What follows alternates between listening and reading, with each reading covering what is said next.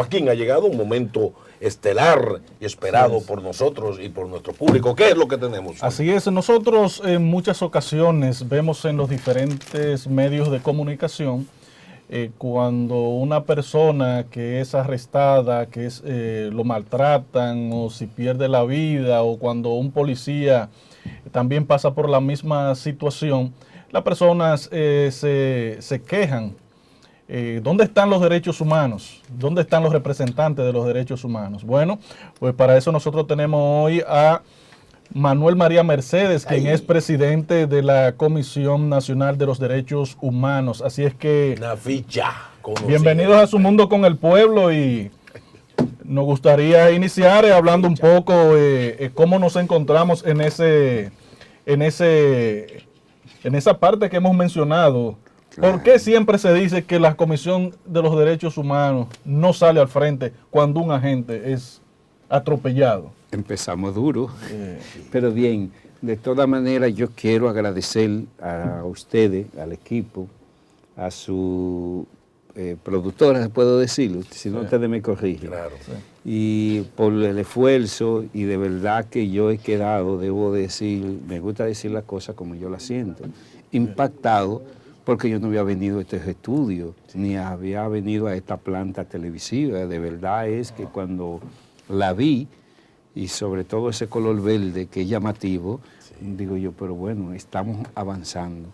Porque una de nuestras luchas también en materia de derechos humanos es la descentralización.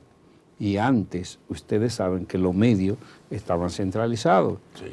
Yo pasé una experiencia que antes de entrar a la situación de los derechos humanos, la viví con los medios, y por eso me ha impactado, y de verdad que cuando vi, digo, voy y hay que apoyar esta iniciativa. Y si yo tuviera recursos en los derechos humanos, invirtiera aquí en el canal. Bueno. ¿Sabe por qué? Porque la descentralización ayuda, porque una vez yo me opuse a unos indultos que se le dieron solamente a uno de arriba, y yo dije, yo estoy de acuerdo con que se le dé. Pero menciónenos a quienes fueron que lo dieron. Vamos a refrescar la memoria para que el pueblo sepa. Que ahora en diciembre eso puede pasar. Aquí estando Su Mundo con el pueblo. ¿A quiénes le dieron esos indultos? Que usted se opuso en ese momento. Cuando eso se indultó a los funcionarios que como consecuencia de la crisis del Baninter, Vivan los granos del Castillo. Ya, usted lo dijo y yo lo secundo. Entonces yo dije, yo estoy de acuerdo con que se le dé. Ustedes me dijeron que aquí yo puedo decir. Sí, es democrático. Entonces yo le dije, está bien, pero entonces inclúyame esos enfermos que están ahí. Ya.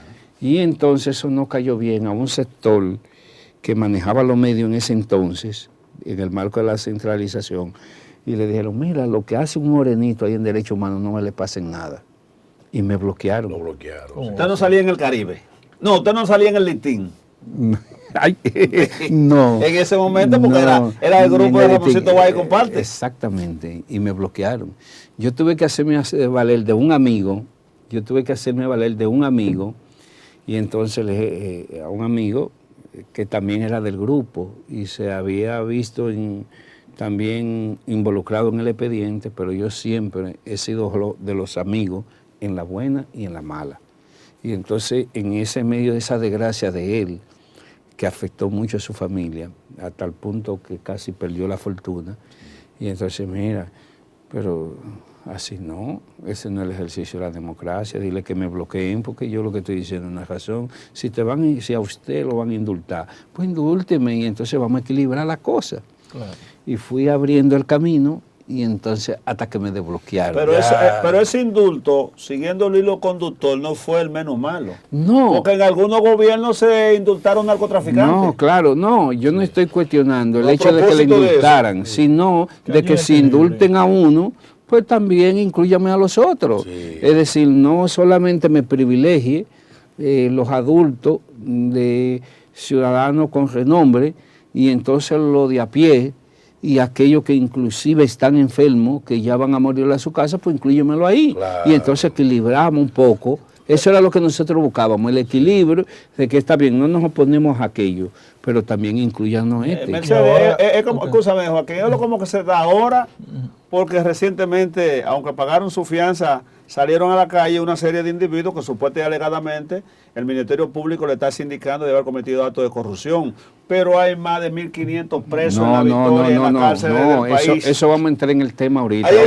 Bueno, porque ahí vamos a entrar a eso, porque yo le traje aquí a ustedes, ustedes ven, este es el seminario internacional. Crisis penitenciaria en la región de las Américas y sus soluciones. Mire, pero antes que usted entre ahí, para que no se asombre, la semana pasada el doctor Zenén Cava iba a uno de los importantes medios del país, de los más escuchados, y cuando llegó allá le dijeron, no, usted no se le permite estar aquí hoy.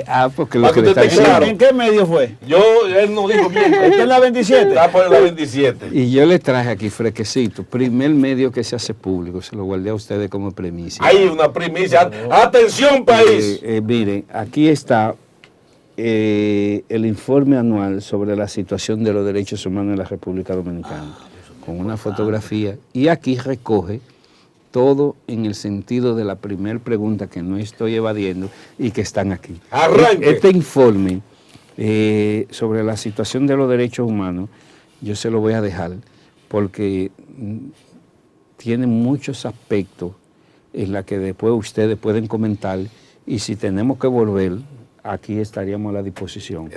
Porque lo que aquí refleja en este informe... ¿Quién hace ese informe, Mercedes? Hay un equipo técnico de los derechos humanos. ¿Dominicanos? Dominicanos, totalmente dominicanos. ¿Eso se manda a Washington? No. Bueno, no lo mandamos, pero se hace público. ¿Le llega a Washington también? No, claro que le llega. Es más, le llega tanto que los informes que dicta el Departamento de Estado, cuando nosotros vamos a buscarlo, pero este está en la página. Dice Conference Human Rights of Dominican Republic. Exactamente. Y entonces no mencionan porque son informes hechos sin pasión. Sí. Son informes objetivos, muy objetivos. Por ejemplo, nosotros ahí analizamos con cifras innegables que el propio Estado dominicano no puede negar sobre la base, por ejemplo, de los grupos vulnerables y cómo están hoy después de la pandemia.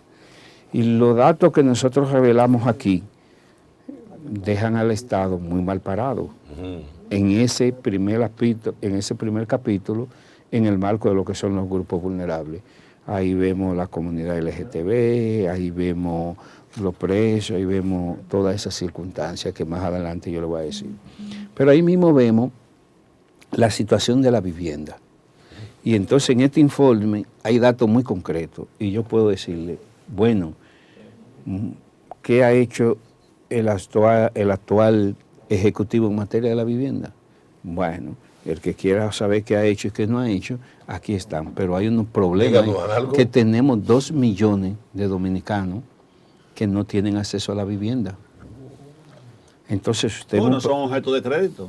Ni de nada, pero el Estado, constitucionalmente, y ustedes lo saben, tiene la responsabilidad de garantizar el derecho a la vivienda.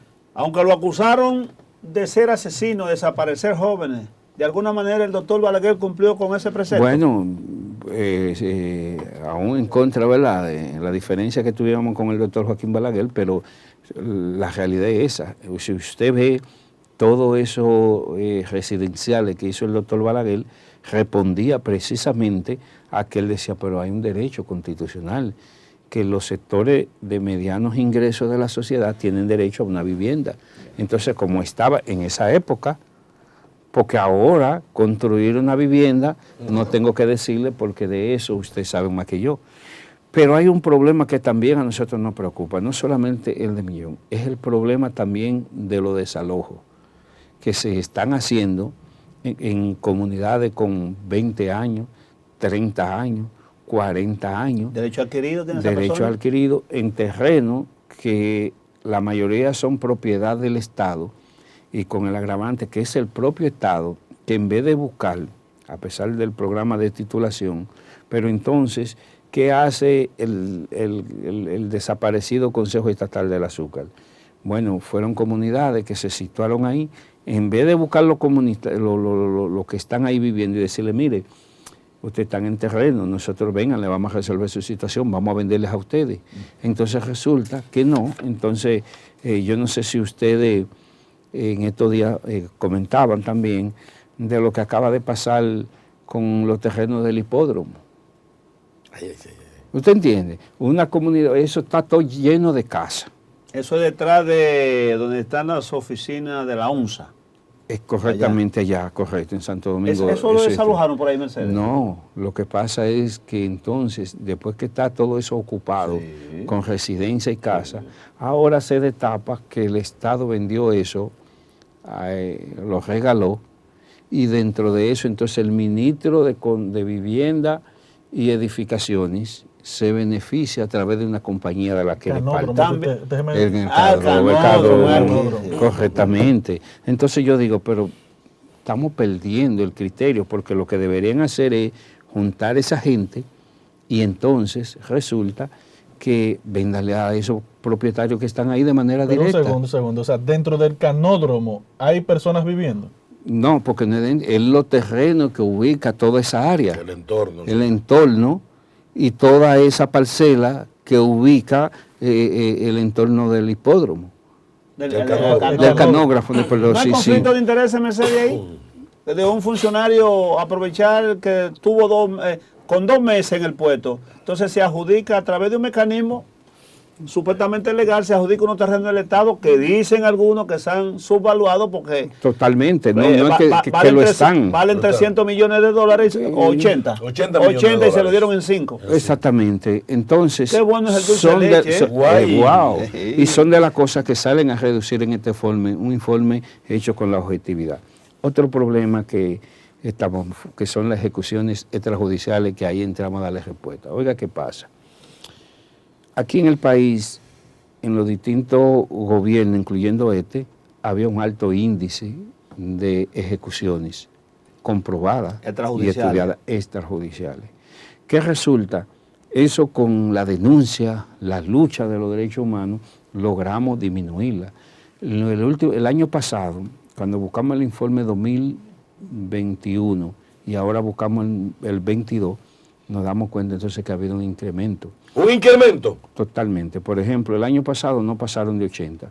¿Usted sabe cuánto llega este año? Así callado la boca, a 160. Espérate. Atención, país. Atención, país. ¿Cómo se le llama? Pero no solamente eso. No. Oiga. Vuelvo atrás, espérese que estoy asustado. Sí. Yo sufro de un ahogo. Repita eso otra vez, por favor. Eso. Ok, el año pasado. En el año completo 2021. 21, 80.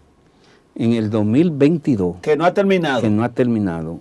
Hay 160. Aquí en un solo mes. En el gobierno del cambio se han matado 160 dominicanos en ejecuciones extrajudiciales. No, pero no se vaya más lejos, que es lo alarmante. En un solo mes, aquí se asesinaron más de 30 personas.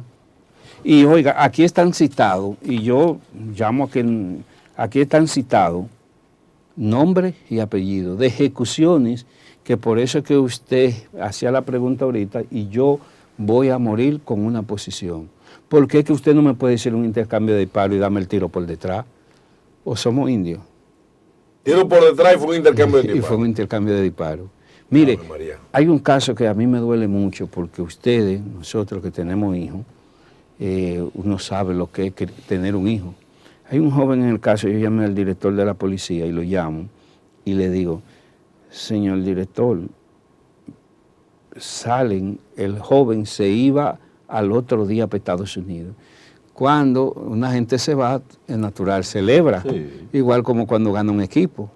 Pues ese joven salió como a las 3 de la mañana del lugar donde estaba, borracho, va en un motor y parece que le mandan a hacer alto, pero un muchacho borracho que lo que va es de beber y va para su casa. No se paró. Y usted sabe lo que hizo ese capitán. Entonces le disparó por detrás. Y cuando le dispara por detrás, el muchacho muere. Y no solamente lo asesinan una vez, lo asesinan 2 veces, porque después montan una campaña que era un vulgar delincuente cuando un muchacho que nunca había delinquido. Pero además esos policías nunca tuvieron en peligro su vida, no hay equidad. ¿Cómo le disparan por la espalda si el muchacho no amenaza con arma de fuego, ni con un machete, ni con un cuchillo? Y le voy a poner 2 casos que son los que a mí más me han llamado, de todo lo que citamos aquí, que ustedes lo van a ver y lo van a leer caso por caso, o sea, no de los 160, porque entonces habría que hacer más que un listín, como se dice popularmente. Entonces, ¿qué resulta? Que también han habido en este año 2022 muertes por gente que estaba protestando, como el caso de Villalpando y Balbino, un hombre protestando por lo mismo que ustedes hacían un comentario con el turismo, que es que el turismo, hay un grupo que lo acapara todo y no deja que caiga nada a la población. Entonces, aquí se pretende instalar una planta fotovoltaica, sí, perdón, a los oyentes de este programa, los televidentes. Y entonces la comunidad demandaba, está bien, no nos oponemos a la obra, pero, coño, tomen en cuenta los beneficios, que es una demanda justa. La comunidad no los escuchan y protesta. Pues entonces vienen a un pobre agricultor, campesino neto, que lo único que hacía era trabajar la tierra para alimentar al país y para el sustento de su familia. Un disparo por detrás. Ese es el caso de los terrenos, ¿verdad? Exacto. Donde hay agentes policiales. No. Se está acusando también a la gobernadora, al alcalde. Porque ahí se armó... Porque hay un legislador también. Sí, se armó una situación. Usted sabe como cuando uno revive hechos. Yo creía que estaba en una época superada, porque los hombres, las mujeres durmiendo solas, los hombres los metidos en la montaña, trabajando el día y la noche, porque no podían llegar a su casa, porque se armó una situación represiva, que ya en esta época no son esas cosas, cuando una comunidad que lo que está haciendo un reclamo, que lo tomen en cuenta en los beneficios que va a tomar. Claro. Que cuando nosotros abordamos la empresa, una empresa francesa, dice, no, pero nosotros estamos de acuerdo. Y con el diálogo, nosotros logramos que la empresa se comprometiera que iba a construir 14 obras, y nosotros logramos con el diálogo como derechos humanos de que la empresa iba a dar cada año un porcentaje de los beneficios cuando la planta entrara en producción. En esa diligencia que usted hace en beneficio de los sectores más desposeídos, ¿no le acompaña el defensor del pueblo? Sí, pero el defensor del pueblo, bueno, inclusive estuvimos en este seminario que estamos desarrollando, que es el tema ahora que vamos a entrar, sobre la crisis penitenciaria. Pero a veces, usted sabe que una cosa, como se dice popularmente, es con violín, otra cosa es con guitarra. Entonces a veces mucha espuma. ¿Alguna de las falencias, no se está defendiendo a ningún pueblo? ¿Alguna de las falencias que se le acusa a usted de los derechos humanos es que cuando los delincuentes matan a un policía, ese policía también deja de guarnecido y en orfandad, esposa, hijo, madre, padre, pero que muchas veces no se ve la defensa de los derechos humanos a ese policía? Muy por el contrario, cuando matan a un delincuente, sin importar la cantidad de fichas que tiene, que muchas veces anda con pistolas limadas y enfrenta a la policía a tiro, si el policía se defiende, entonces acusan a la policía de asesino. Que es el tema que estamos abordando, pero oiga qué pasa. Conforme a la Constitución, a los pactos y convenios internacionales, el garante de los derechos humanos es el Estado. Sí. Si el Estado es el garante, el Estado entonces que tiene que garantizar. Si no me garantizan los derechos, hay una violación. ¿Qué resulta? Que el Estado, y de eso ustedes son profesores y saben de esto más que yo, el Estado es la suma de sus instituciones.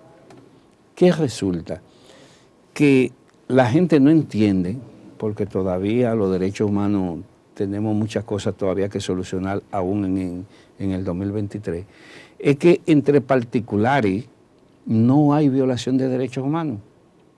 ¿Ustedes están entendiendo? Entonces, como no hay violación entre particulares, porque yo le voy a decir, cuando un civil ejecuta, vamos a decir, o asesina a un civil, el Código Penal dice las sanciones que hay que ponerle, pero ese es un caso en la que entre particulares... Vamos a pedirle permiso, claro, Mercedes, vamos a escuchar una llamadita del público. Buena, ¿con quién hablamos y de dónde, por favor?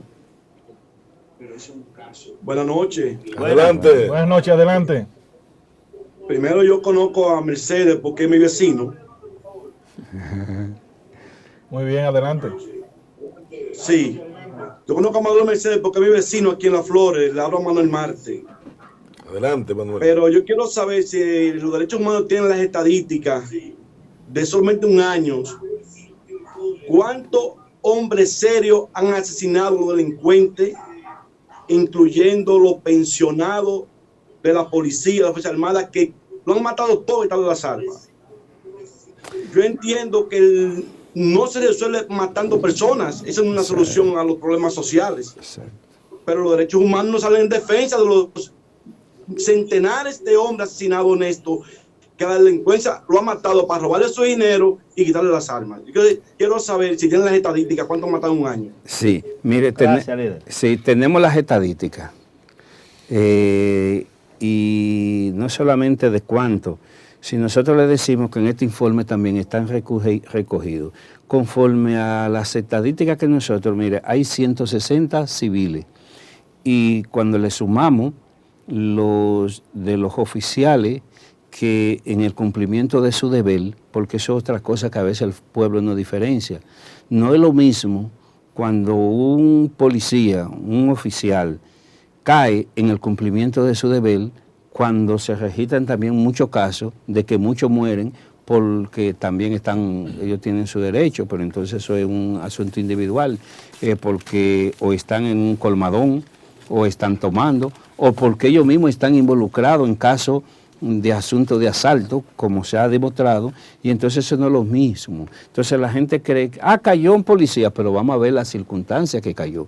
Por eso cuando nosotros decimos, son 160, y de esos 160, el 80% son ejecuciones extrajudiciales, porque es verdad que aquí ya ahora, en este año 2022, hemos comprobado que han habido verdaderos intercambios, en lo que la policía, en el cumplimiento con su deber, aun cuando la Constitución y los pactos y convenios internacionales no lo prevén, aquí no está la pena de muerte, bueno, pero si usted me enfrenta con tiros, yo no le voy a tirar flores, hay que ¿verdad? Defenderse. Y en el marco de esa defensa hay un porcentaje de un 15 a un 20% que realmente han sido verdaderos intercambios de disparos. Y por eso nosotros decimos de esto. Entonces, los policías hasta ahora mismo, conforme a nuestro listado, en el marco de ese cumplimiento con ese deber, no pasan de 15.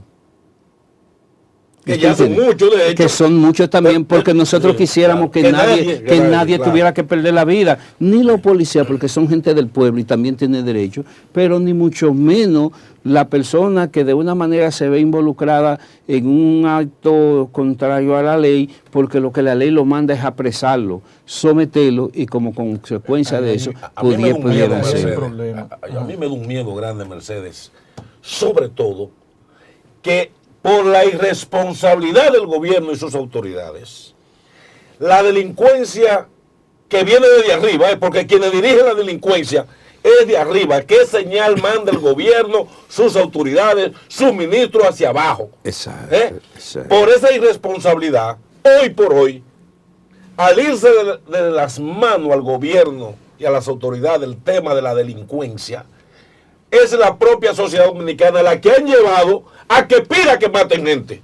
Entonces, eso es lo grave. Eso es lo grave. Que han justificado socialmente, primero crean el mal. Exacto. Y el mal le hace daño a todo el mundo y hacen que esa misma gente que es pobre y que es sufrida comience a pedir que maten, que suelten a Barrabás. Exactamente. Por ejemplo, para reforzar ese criterio que usted acaba de plantear, cuando aquí usted ve que se anuncia ahora, ¿verdad?, el polígono por cuadro. Sí. Pero busque los barrios, ¿cuáles son? ¿Lo están haciendo en Capotillo? No. ¿Lo están haciendo en el Luperón? ¿Lo están haciendo en Cristo Rey? ¿En la 800? ¿En los barrios pobres? No. ¿Dónde lo están haciendo?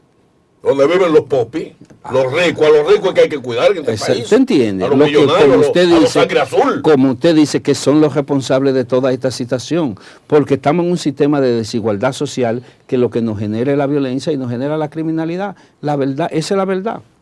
Hay un pero problema ahí, disculpe, porque es que a veces como que se cruzan los datos, a veces como que uno como que no entiende, porque la pregunta que hice al principio del programa, así como la que hizo el compañero Suero, nosotros vemos, los derechos humanos solo actúan cuando hay un problema con un delincuente. Pero entonces a esto usted viene y lo suma. Cuando usted agarra todos esos datos y usted dice 160 personas han muerto extrajudicialmente. Ahí lo que nosotros estamos vendiendo es el morbo. Sí. Ahí lo que nosotros estamos vendiendo es el morbo, porque nunca sale 15 policías, Exacto, 15 agentes policiales exacto. cayeron en el cumplimiento de su deber o en las circunstancias que estaban. Pero entonces eso nosotros tenemos que corregirlo, porque como que nosotros no entiendo cómo un informe que se supone que recoge también tantas informaciones, al final el titular es 160 personas muertas extrajudicialmente. Cuando usted plantea eso también, se le está echando una cubeta de aquello a los agentes policiales, a las instituciones. Correcto. Entonces, no sé a qué estamos apostando, jugando. Pero fíjese cómo la gente se va a ir. Mire, este informe recoge en aspecto derecho a la vivienda, a la salud, al trabajo, al medio ambiente, a la seguridad ciudadana, sistema penitenciario, que quiero entrar ahora, y recoge todos los derechos y dice cómo anda cada derecho, pero eso no se ve. Pero la comisión en estos momentos ha estado encabezando la lucha más grande que se ha estado dando ahora en el país sobre el problema del medio ambiente. Y mire cómo inicia, si es mentira, cómo inicia ese informe. Mire yo ahí, con una toga, ¿verdad? Un birrete, defendiendo el qué. A una comunidad de Asua que se quiere imponer una barcaza, y entonces los moradores de ahí saben que es una muerte decretada, pero eso no se ve en derechos humanos. Cuando hay miles, nosotros este año hemos ayudado a más de 10,000 familias en materia de desalojo para que no le tumben su casita, y eso no es derecho, pero eso no se ve. Por eso yo cuando llegué aquí me impresionó, y se lo digo de corazón, de que sí, que vamos a descentralizar los medios, claro. Que uno pueda ir a medios y a programas como este, en la que uno pueda decirle la cosa al pueblo, y que el pueblo de ahí saque su propio criterio, de que no es lo que nos interesa más que los derechos humanos. Vemos a Manuel María defendiendo las ejecuciones, no, pero vean a Manuel María cuando está al frente de los desalojos, vean a Manuel María cuando está al frente del medio ambiente. Vean a Manuel María cuando ustedes lo ven al frente luchando por la salud, que aquí hay gente que se muere por la falta de medicamentos. O vámonos al hospital como nos vamos nosotros a echar los pleitos ahí, porque a veces una gente que le da una enfermedad y entonces usted lo ve en silla de ruedas.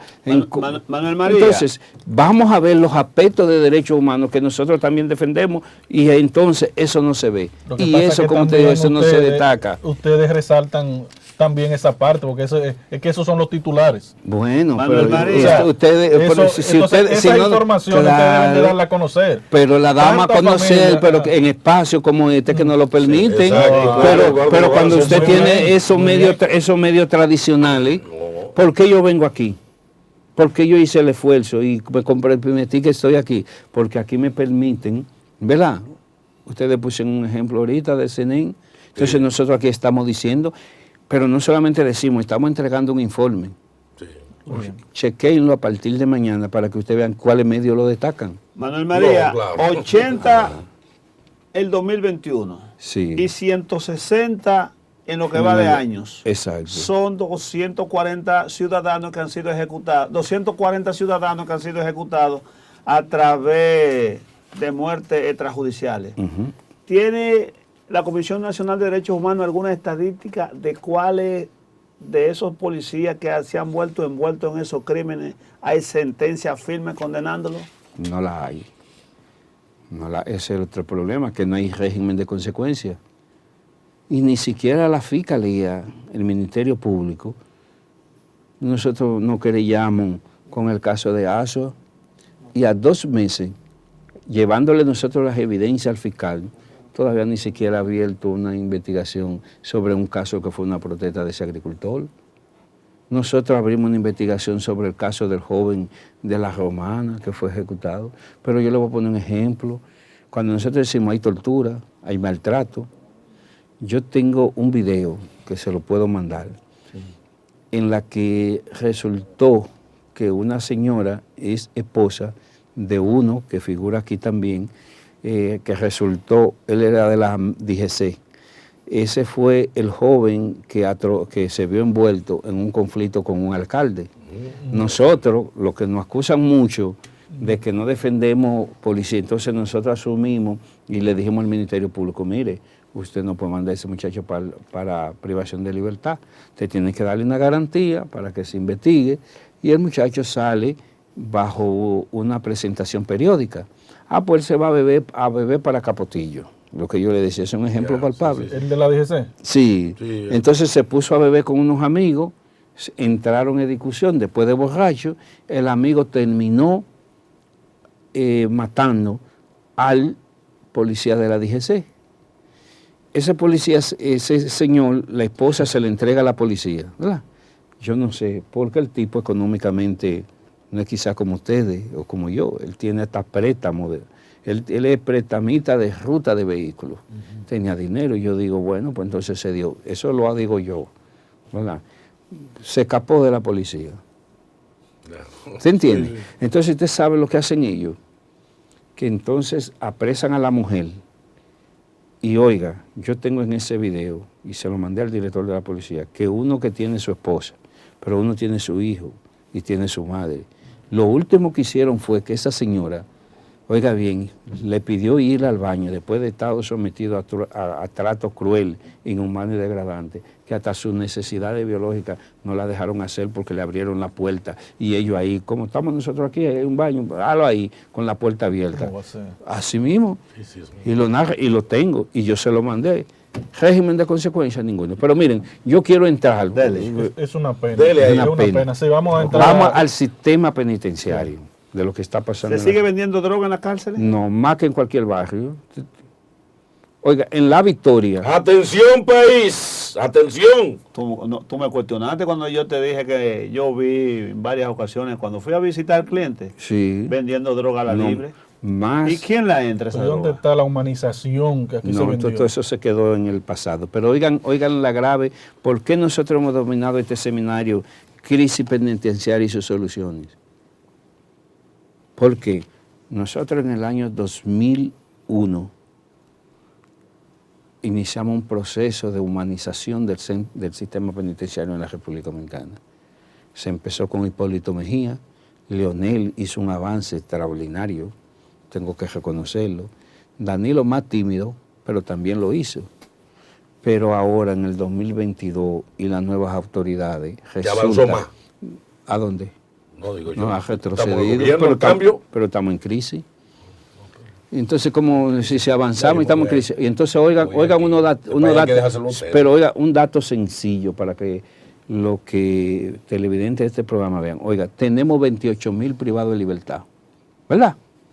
Ok, de esos 28,000 privados de libertad, la Procuraduría General de la República, es como que usted tiene 10 hijos, pero usted más tiene espacio para 4. Entonces, hay 12, la Procuraduría más tiene celda para 12,000.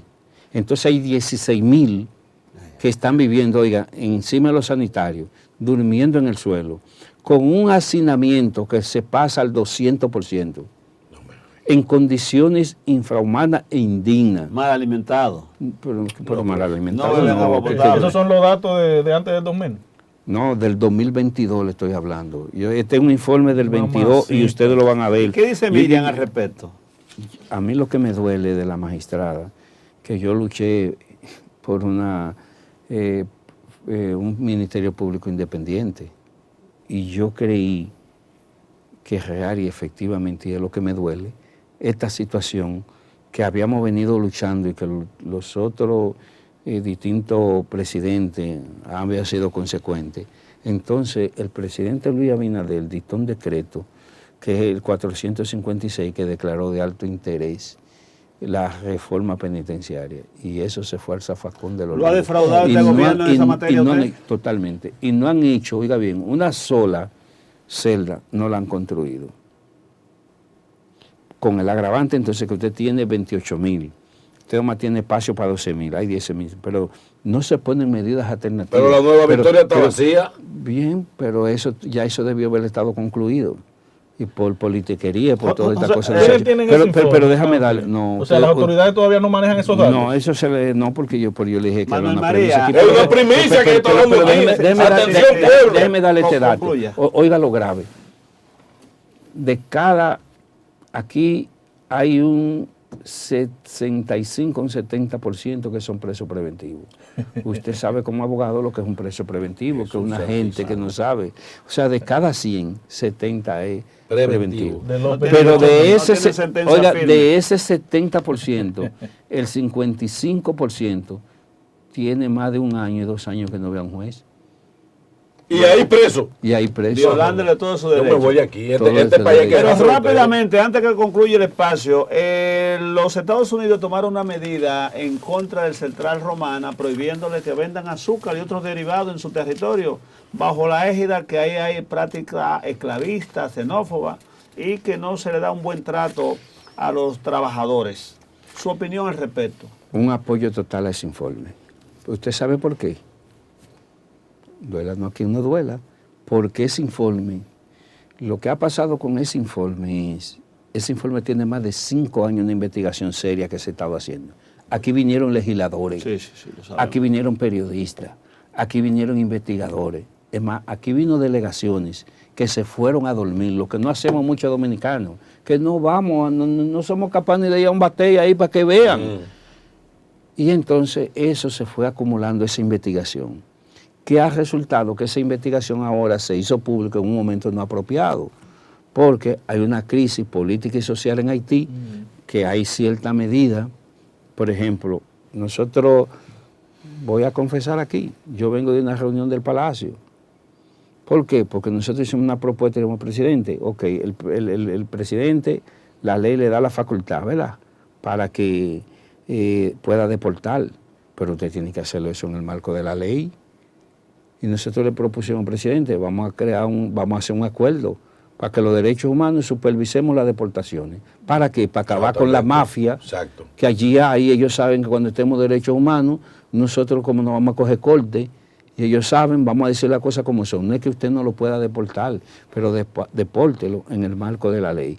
Entonces le hicimos esa propuesta. El presidente dijo, no la vamos a estudiar.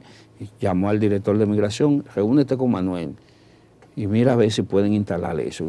Otra premisa que estamos dando. ¿Está pendiente esa reunión, Manuel? Sí, en la próxima semana. ¿No está agendada? No, porque estamos terminando el seminario que termina el miércoles, y entonces después de ahí ya un poco descongestionado. ¿Están vendiendo visa? Con los consulados cerrados de Estados Unidos. Pero lo de la visa es lo de menos. Y a los que despachan para acá, lo que hacen es que le suben la tarifa para volverlo a traer para acá. Pero una tarifa que yo puedo traerle video de gente de la tarifa que le han cobrado. ¿Hasta cuánto llega? 25,000 y 30,000 por cada... Entonces lo de la deportación es un negociazo lo que tienen. Totalmente. Hay que decirlo así. Totalmente. Que no es nada de que de patriotismo y nacionalismo. No, es cuarto lo que hay ahí. Deportan para que esté más alta la tarifa. No, hombre. Eso es lo que está pasando. Entonces, mire, yo quiero finalizar. Vamos, hay una llamadita ahí. Okay, no, a este país hay que dejárselo a ustedes. La parte final del programa viene ¿quién y de dónde?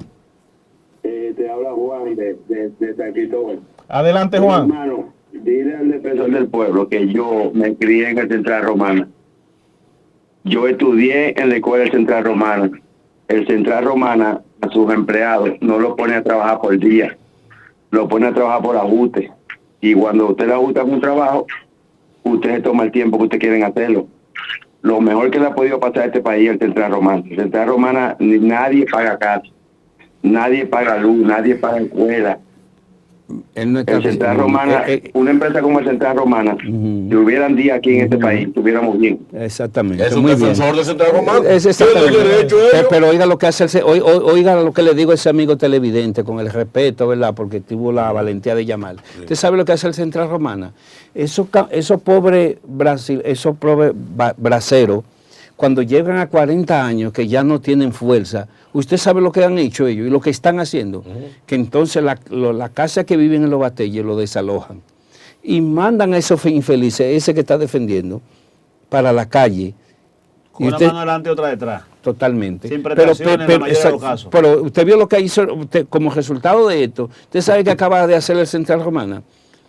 Tenía 10 años discutiendo un pacto colectivo con los trabajadores. Un 18%. Aumentó ahora. Pues, Hoy me un alegro. 18% prorrateado en los próximos 3 años. ¿Usted entiende? La inflación, de aquí a que se venga a cumplir ese pacto, se llevó hace rato ese 18%. Que vamos a los batalles y vamos No, allá. ya el tiempo Entonces, se nos fue. Pero miren, Producción, hay que traer a Mercedes para acá de nuevo. porque se me quedó una parte, pero Y ya. mucho, ahí hay que hablar de los Wow. desaparecidos también. No, que está son aquí, muchísimos. que son muchos. Sí, sí. Hay que hablar, Pero no es pero tiempo oiga, para hay más. que hablar de las instituciones más valoradas, menos valoradas y de las recomendaciones para que el gobierno vea de lo que Tiene que estamos volver haciendo. Póngale fecha.